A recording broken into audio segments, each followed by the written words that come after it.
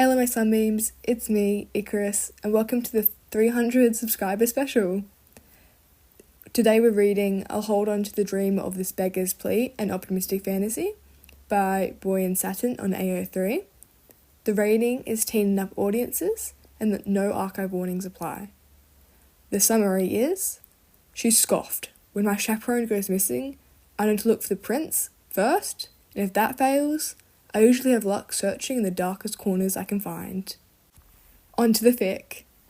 He loved to touch the prince. He loved to run his fingers through silky hair and to slide his fingers over expensive fabric that was just as soft. He loved the prickle of stubble against his cheek, the puffs of breath against his lips. He loved the prince. Lips sealed over Nico's, a gentle press paired with a delicate hand under Nico's chin, putting him at the perfect angle to receive whatever he was given. "We'll be late for tea if you keep me here any longer," Prince William of Solace whispered, even as he pressed Nico further into the dark corner where they were hidden. "My deepest apologies, Your Highness," Nico replied, his hand sliding down the pale blue of Will's shirt to rest at his waist. Will's mouth hovered just behind Nico's ear. What will people think when they see that lady love a guest without a compliment? "Hazel can take care of herself," Nico grumbled, his breath hitching just at the anticipation of Will's lips trailing down the side of his neck. "That must leave you free to take care of me then," Will said, a smile in his voice as he connected himself to Nico's throat. Nico fought back a groan. "Anything for you, Your Highness." "Anything?" Will hummed. "Perhaps you remember to use my name when we're alone." "Yes, you're—" "Oh," he moaned, his hands clenching at Will's shirt as Will's teeth scraped against his skin. "Will! Was that really so hard?" Nico could barely manage a hum in response, his eyes fluttering shut and dulling his senses, blocking out anything that wasn't will, and the sound of hard-soled shoes clicking on the floor coming their way.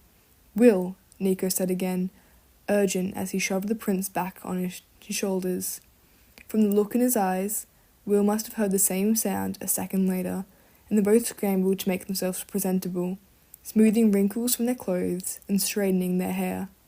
Nico dove for Will's discarded jacket, abandoned on the ground a few feet away, forced it on his arms.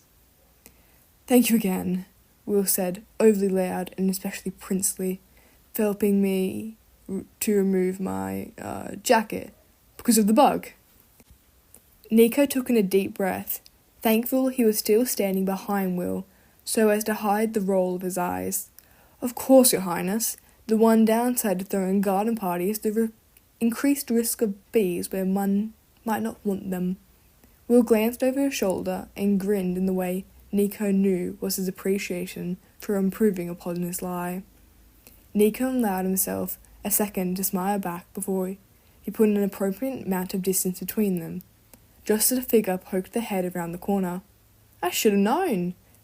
Will beamed and spun in the direction of the voice. "Lady Levesque!" They started towards each other, stopping only once. Will could rest his hands on her shoulders and press a kiss to her cheek.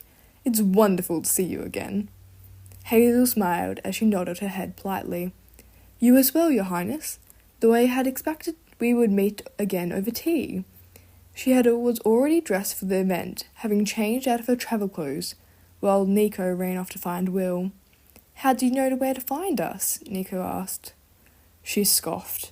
"When my chaperone goes missing, I know to look for the prince first, and if that fails, I usually have luck searching the darkest corners I can find." Nico let out a huff, but didn't argue. She was right after all. "I suppose we should get to tea before anyone comes looking," Will pointed out and offered his arm to Hazel. His eyes met Nico's, sparkling. "I expect you'll be joining us?" "The lady can't be out of my sight, per the orders of the crown," Nico replied, only a hint of sarcasm. "I go where she goes." Will smiled, holding out his free hand. "Then let's be off." Rather than accepting, Nico clasped his hands together behind his back and squared his shoulders, wiping any and all emotions from his face. He nodded his head to Will, barely a dip of the chin, and replied, "After you, Your Highness." He didn't look up again to see the way Will's smile stopped reaching his eyes. He'd seen it once before, and he'd been enough to know he didn't wish to see it again. There wasn't anything that could be done, not when the highest title could ever hold was knight, and Will could settle for no less than royal blood. He kept his distance, staying a few paces back, as he should. As Will and Hazel spent the walk back to the garden catching up. The first letter Nico received from the Kingdom of Solace arrived shortly after his first introduction to Prince William. It was written in such a fanciful script, filled with words he had never been taught, and it had scared Nico to his core. He had never received a letter in his life, not that he could remember, outside of the practice letters he and Bianca sent to each other as children, when Bianca had been teaching him how to read off the shopping list she'd stolen from the kitchen. Inappropriate as it was, Nico had abandoned his duties and taken off across the grounds, barely remembering to knock before he burst into Hazel's chambers. "Help," he'd managed, struggling to catch his breath and shoving the letter into Hazel's arms. "I think something's wrong." Hazel, reading his concern, had taken the letter and opened it quickly. He'd watched as her eyes grew wide and her cheeks began to darken until she finally peeled her eyes away from the page and used one hand to fan her face. "What is it?" Nico had demanded, more sure now than ever that something gone terribly, horribly wrong. That his brief introduction to the prince had offended His Highness so much that the kingdom of Urbis was soon under siege due to his actions. Hazel's mouth had twisted, like she couldn't find words. "Prince William wrote to let you know that he appreciated your quick wit and dry humour," she had informed him, "and he added that your complexion resembles that of an angel. He wants to know if," she lifted the letter again, reading the quote directly, "every citizen of Angelus shares in your beauty?" Nico was sure he hadn't stopped blushing since. After getting over her initial shock, Hazel had quickly become ecstatic that Nico had caught the eye of a prince, and sat herself down at a desk to start penning Nico's reply on his behalf.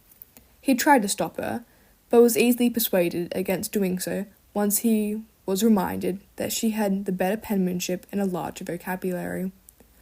"I wouldn't have the first idea what to say," Nico had mumbled, insecure as he joined her at the desk. "Speak from the heart," Hazel had assured him, and she'd taken the liberty of editing his word choice as she went. Nearly 2 years after the exchange of the first letters, their correspondence remained healthy, and sometimes so frequent that Nico received another letter before he had the chance to respond to the last. Even now, at the Bloom, Queen Demeter's annual garden party to celebrate the start of spring, the correspondence hadn't changed. If anything, the letters travelled back and forth even faster, only needing to span the length of a building rather than across countries.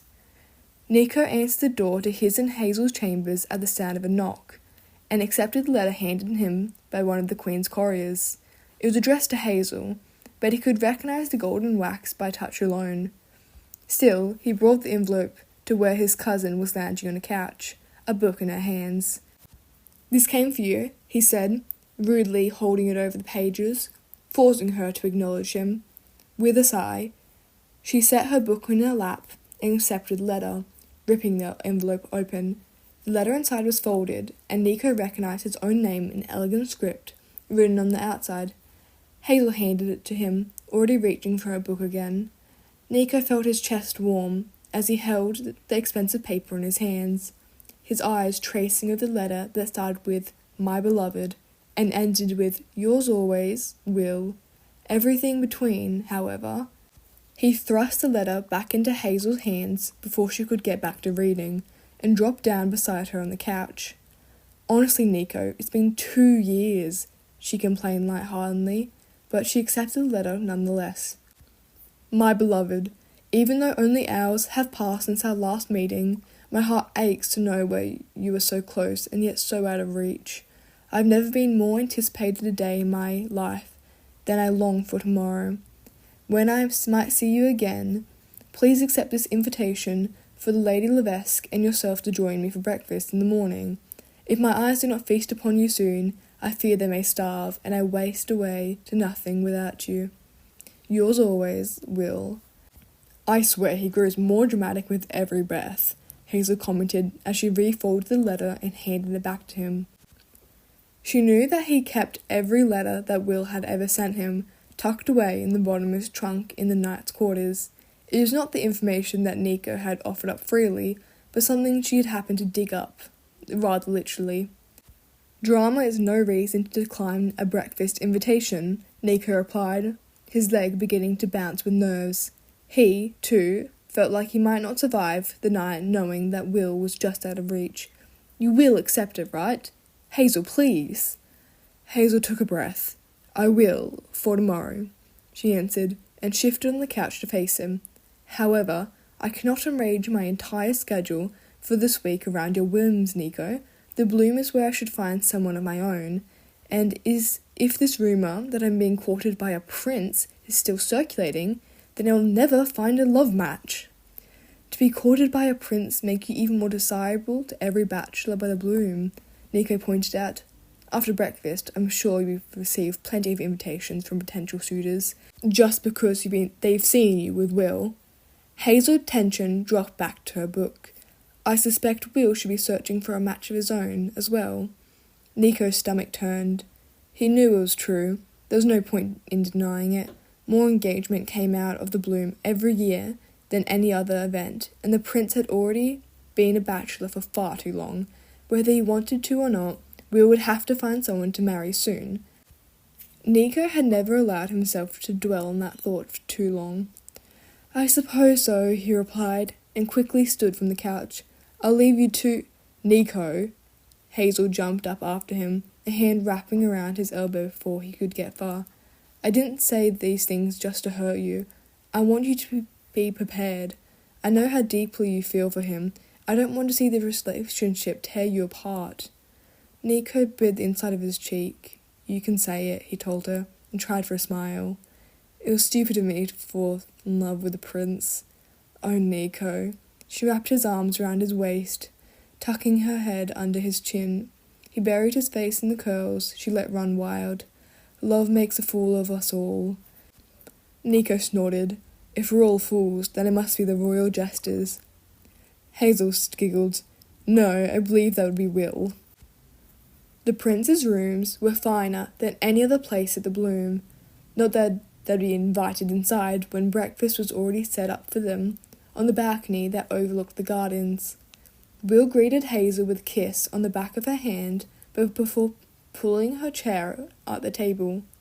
With numerous witnesses on all sides, servers ready to bring out the plates, and a number of people in the gardens that might try to catch a glimpse of the prince, Nico didn't dare step out of line. Will was already seated at the table before he met Nico's eye. Aren't you going to join us? He asked, even though he knew that Nico couldn't move without invitation. I'm only here as the lady's guard, Nico answered plainly, keeping up appearances. Please, pretend I'm not here. There was a sparkle in Will's eyes as he replied, You asked me to do the impossible. Tell me, when do you eat, if not when the lady eats? When my schedule allows. Will turns to Hazel. Lady Levesque, does your night schedule allow him to join us for breakfast? Hazel was much worse at keeping up the act, giggling behind her hand and already having rolled her eyes more than once at their antics. Of course it does. Will shot a grin at Nico, one that clearly said, I win. He gestured to the open seat across from him at the square table, where a third-place seating was already laid out. Nico wondered in the back of his mind if there'd been any point in arguing from the beginning. As soon as Nico sat, plates were brought out and glasses were filled. Servers only left once they were dismissed, and Will didn't speak until they were once again alone on the balcony. How did you sleep last night, Lady Levesque? Will asked before taking his first bite. Pleasantly, Hazel responded. The weather here is perfect, both day and night. And yourself? Will smiled politely, as well as one can in such an unfamiliar place. His eye slid to Nico. All alone. Nico felt his heart thump against his chest, and jumped in his seat when he felt something brush his ankle. He calmed himself when the pressure increased, an expensive shoe hooking around the back of Nico's leg. Below the table, he relaxed to Will's touch, and where others might see, he remained stiff as he silently ate his breakfast. Nico should have taken the opportunity to rest when Hazel accepted an invitation to tea with some of the other ladies attending the bloom. Instead, he went off to release some of his pent-up energy from breakfast, taking himself so far from the royal quarters as he could. The knight's training ground were empty, all the Queen's men positioned as guards throughout the gardens. Nico had all the freedom he needed to hack away the bales of hay with his sword. He worked up a sweat by the time he heard footsteps entering the arena, and raised his guard as he continued his attacks. "I was wondering if I'd see you around this year," a familiar voice called out, halting Nico's swing.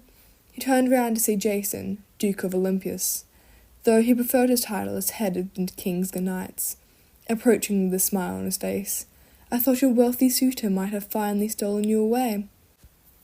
Nico sheathed his sword. "I doubt there'll be any stealing, your grace." Jason shoved at his shoulder. "Don't call me that.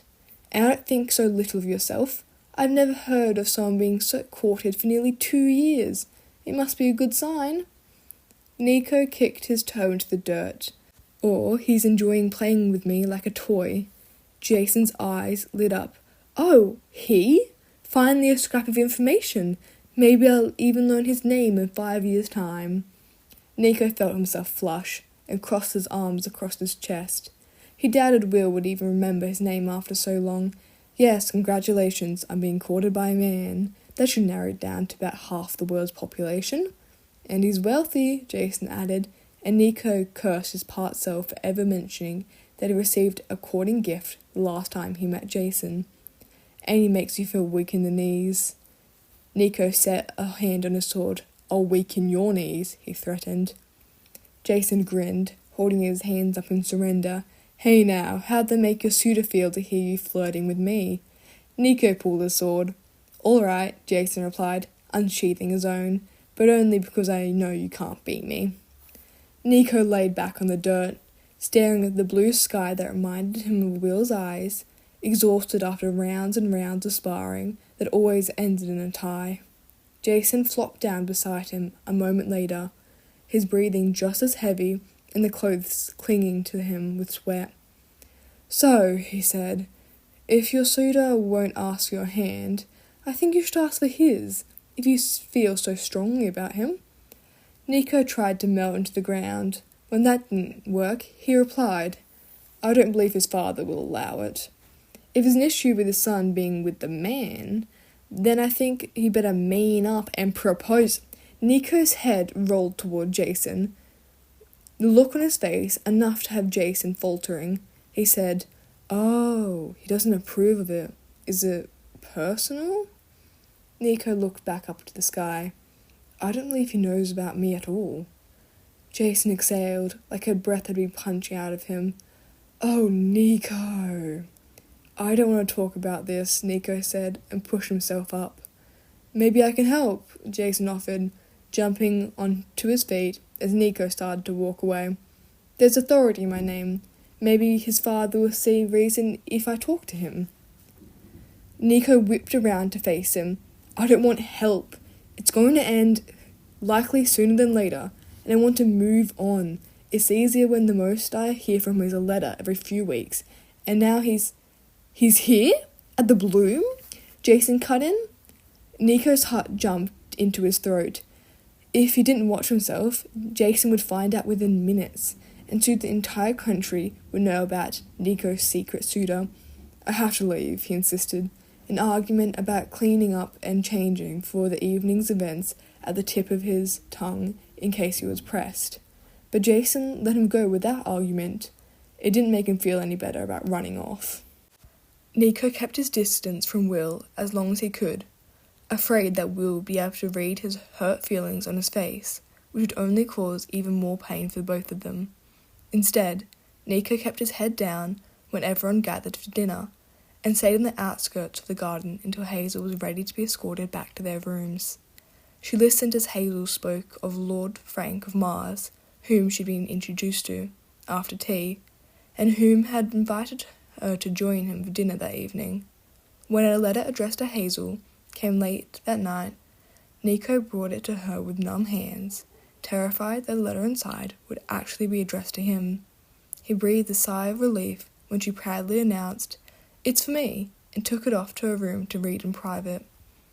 In the morning, Nico escorted Hazel to Lord Frank's patio for breakfast and chaperoned from a distance, eating only a small plate of finger foods that were brought out to him by one of the servers.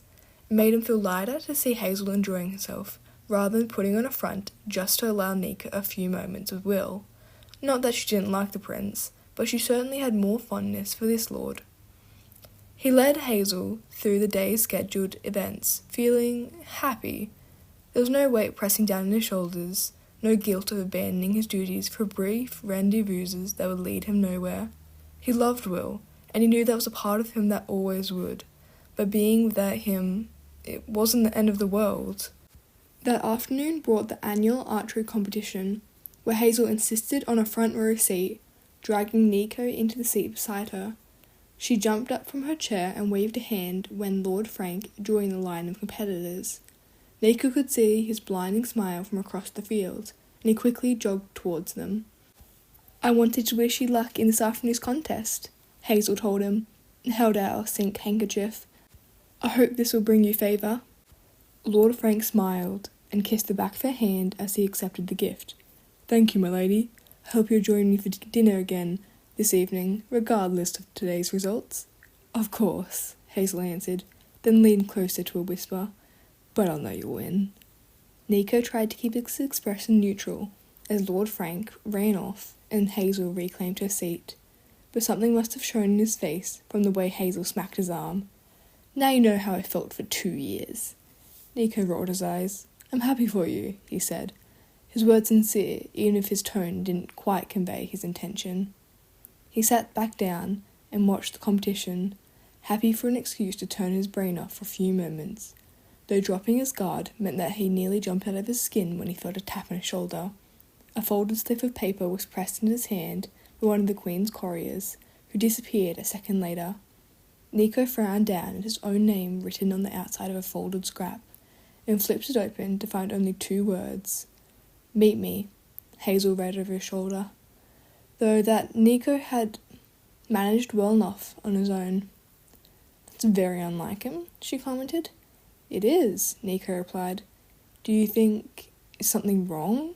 There's no time or place. Does that mean now?" Hazel didn't miss a beat. "Well, I'm staying here. But what if—" "I'm in a crowd full of people," she cut in. "If anyone tries anything inappropriate, I'll scream."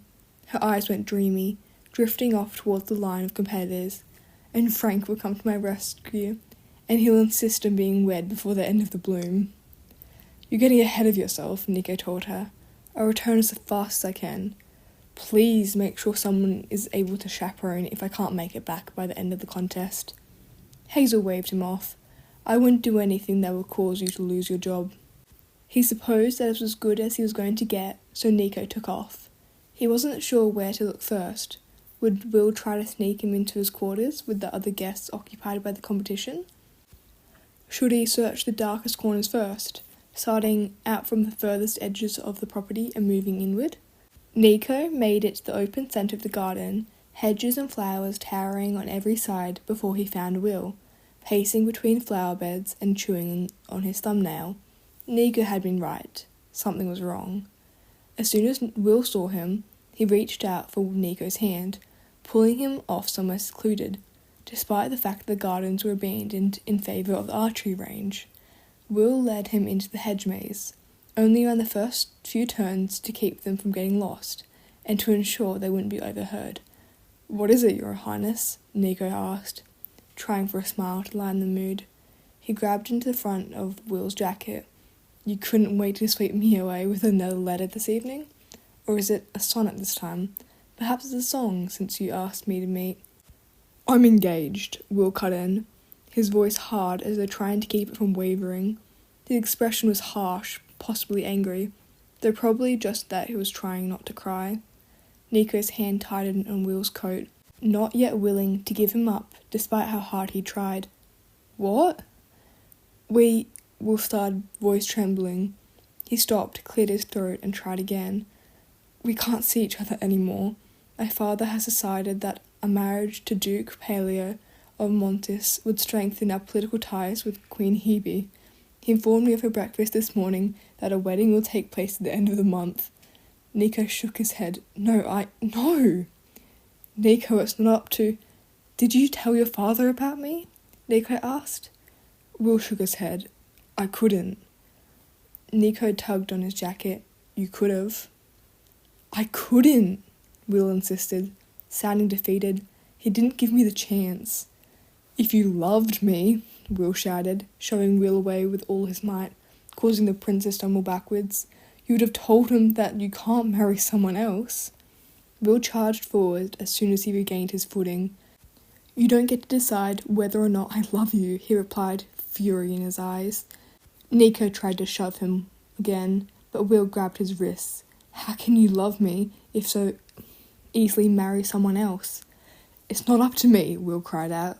"I love you, but what will it take for you to believe me?" Before Nico had a chance, Will pulled him into a kiss. "I love you," Will spoke into his mouth. "I love you, I love you." Nico tasted salt on Will's lips, the last thought that processed before he heard the sound of a throat clearing. Nico broke them apart and threw himself in between Will and the intruder the way he'd been trained to, his hand resting on the hilt of his sword. The other man was tall, with brown skin and an unamused look on his face, as though Nico was a pathetic defence of the crown. "Such disrespect," the man said, his voice heavily accented in a way that Nico couldn't recognise. His eye slid past Nico, landing on Will. "On the day of our engagement." Nico's blood ran cold. "The kingdom of Sodus will pay for this disrespect," Paolo of Montis announced, letting that be the end of things as he turned to walk out of the maze. Nico cried out, "Wait!" Paolo stopped, barely glancing over his shoulder. "Prince William has caused no disrespect to you," Nico told him, stepping forward and shaking off Will's hand as he tried to hold Nico back. "I have wronged you. I was not aware of your engagement to the prince, and I refuse to accept his rejection. I will accept whatever punishment you saw fit for the prince." Paolo sized him up. "And who are you to accept his punishment?" "My name holds no value," Nico replied, keeping his chin high. He lifted his hand from the sword. "Do as you see fit." He watched as Paolo's eyes flicker over his shoulder. Nico knew that Will's expression would give them both away. "I won't strike you down here," Paolo settled on after a moment. "This kind of disrespect must be used as an example. We shall duel." "Name the place," Nico said, lightning fast, and watched as Paolo's expression hardened. Nico exhaled slightly, but didn't let himself feel the relief of being quick on the draw. He could fight anywhere, but he'd won himself the chance to choose his weapon. "The field outside this maze," Paolo answered, "where the archers are competing." "Dawn." His eyes flickered to Nico's hip. "And I assume we both be fighting with blades?" "Swords," Nico corrected, to ensure there wouldn't be any tricks. Paolo nodded. "Bring your second," he said as he turned to leave once more, "and arrange your affairs." Nico couldn't look at Will after the challenge. There was too much to do and he couldn't risk the distraction. After Paolo left, Nico took off without another word, racing back to the archery competition. He found Hazel exactly where he left her, the competition still ongoing. He tried not to alarm her as he quickly explained that something had happened and he needed to lay low. He promised to further explain once they returned to their rooms that evening, and made her swear that she would take care of herself without him, and then he was off again. Jason was exactly where Nico had expected him to be, sharpening blades in the knight's armory. "I've been challenged to a duel," Nico told him before Jason could say hello, "and I need a second." Jason set the dagger in his hand aside. "When and where?" "Tomorrow at dawn, in the field where they're holding the archery competition. Bring a sword," Nico instructed. "I have a few more things to sort out." "Wait." Jason grabbed his arm, stopping Nico from running out. "What happened?" Nico took in a breath. I kissed the love of my life in front of his new fiancée. Jason squeezed his arm, his eyes sympathetic. I'm sorry. Let me know if there's anything else you need before tomorrow.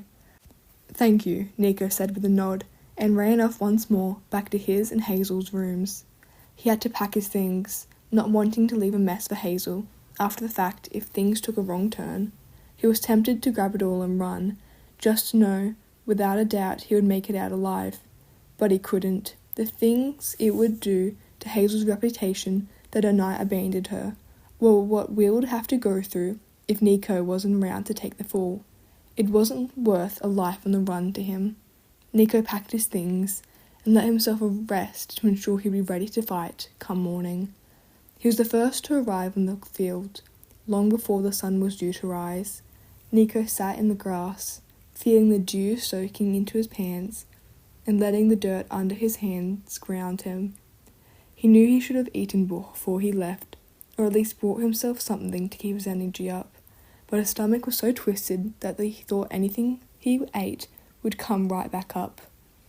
Jason arrived next, joining him on the ground in something of a quiet meditation, like the two of them had simply come out to watch the sunrise, in silence, rather than a fight for life and honour. They weren't alone in the quiet for long. It seemed the word must have gone out about the duel, likely by Paulo's mouth, and a tired audience soon stumbled out to the field, leaving plenty of space between them and Nico. The whispers and chatter were starting to grate on Nico's nerves by the time the sky finally turned a pale grey, the vibrant orange not far behind. Nico rose to his feet, ready to greet his opponent wherever he chose to make himself known, and was nearly not flacked when someone barreled into him. You should have woken me up when you left, Hazel told him, voice fierce and arms tight around him. What if I hadn't woken up on time? What if... Her shoulders shook and Nico squeezed her back. This was exactly why he hadn't woken her up, too afraid of the chance of saying goodbye. He pressed a kiss onto the top of her head and let his eyes travel over the gathered crowd in search of Paleo, ready to get this over with.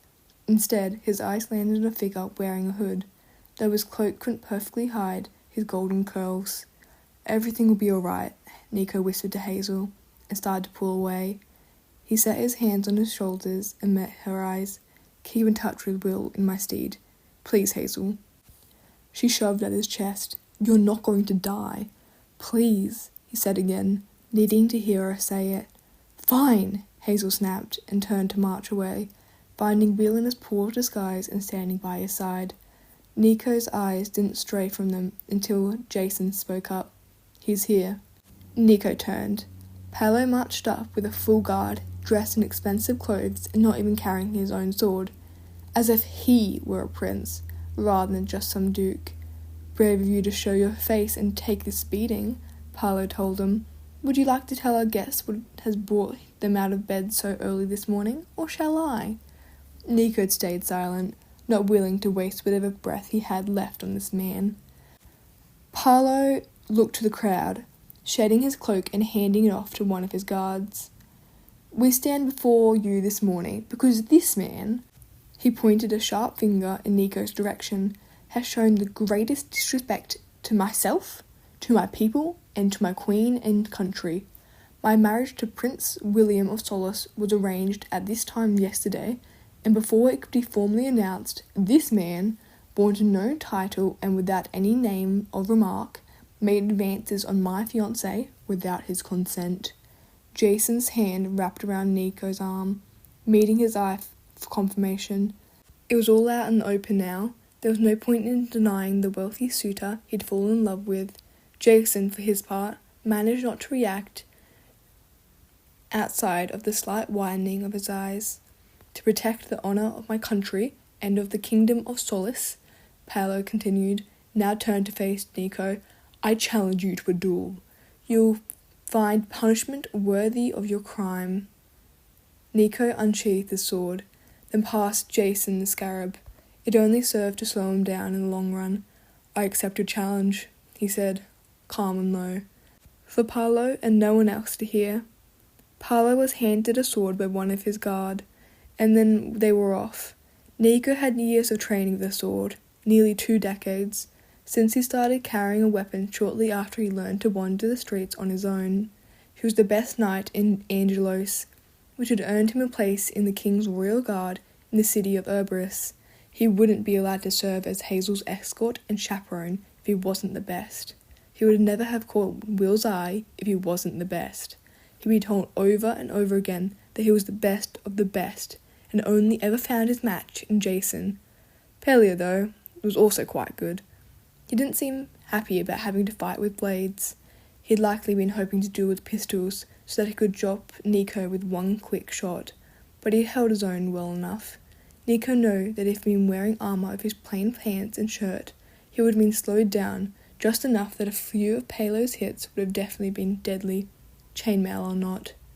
Speed was on Nico's side, evasion, defence until his opponent was exhausted, and then he could deliver an incapacitating blow, one that would keep him alive but keep him from being arrested for murdering a duke. But Pelea wasn't a tire. It was as though he'd been injected with an energy of 10 men before the duel. No matter how many times he slashed and hacked, the hits kept coming. Even Nico was growing tired, just from the endless powering. It was just a fight that couldn't go on forever. So Nico started looking for openings. He shifted his tactic, no longer playing full defence, but instead trying for jabs in between his parries, anything to land a blow. One whack to the chest with the flat of Nico's blade only served to make Pelea angrier, and he doubled down his efforts. Their swords clashed together harder and louder. Their laboured breaths grew heavier as they were forced to exert more power.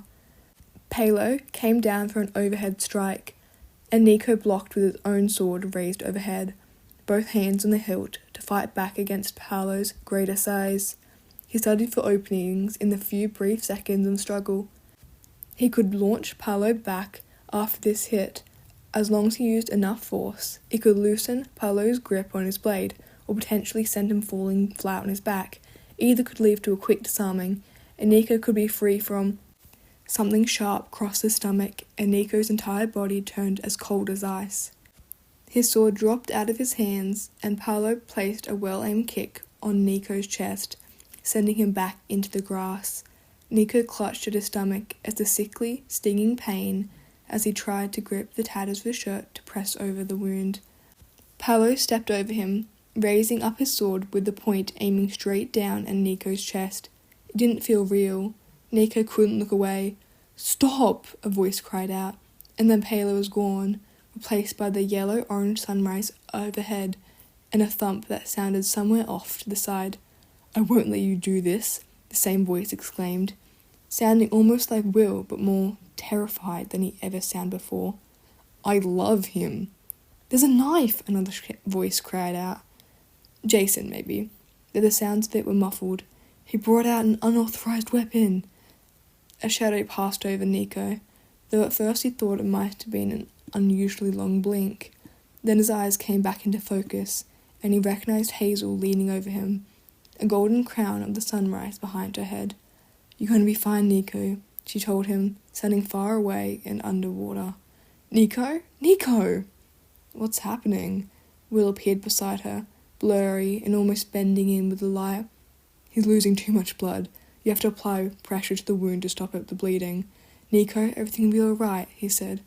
And Nico felt a hand press against his cheek, so hot it was almost burning. "Nico, stay awake. Nico, please, stay awake. I love you. I can't afford to lose you, darling. Please don't." Nico was cold. His body ached. His head was pounding. His hand felt like it was being crushed.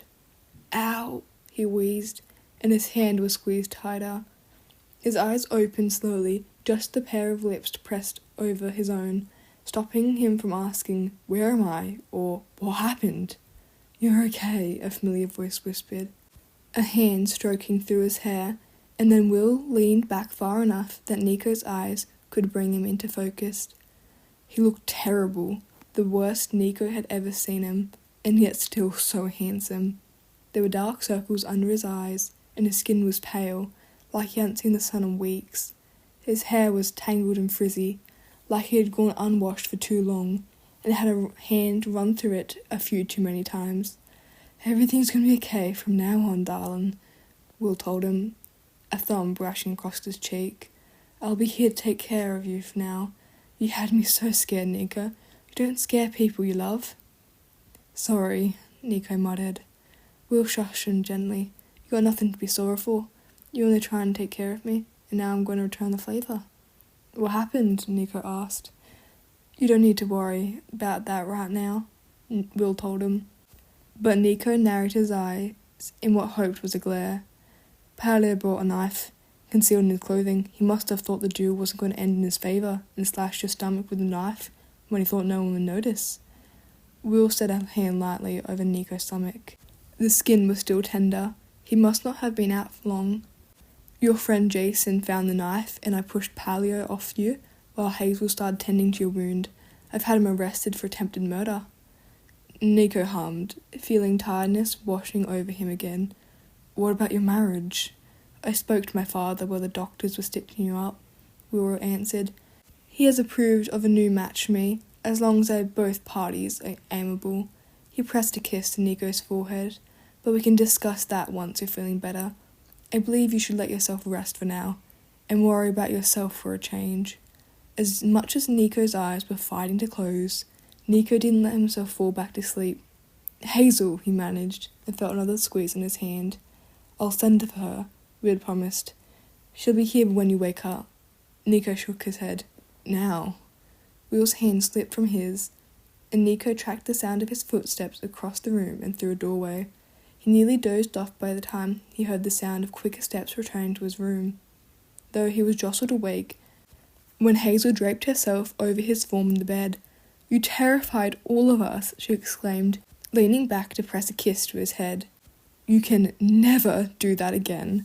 Finally, Nico felt a bit of warmth returning to his body, making him feel a little more human again. He felt himself beginning to smile. I love you.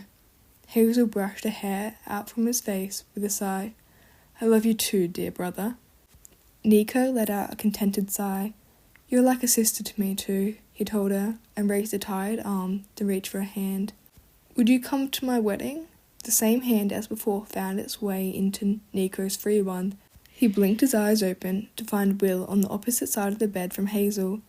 Will beamed, squeezing Nico's hand. I'll take that as a yes. Thank you for listening.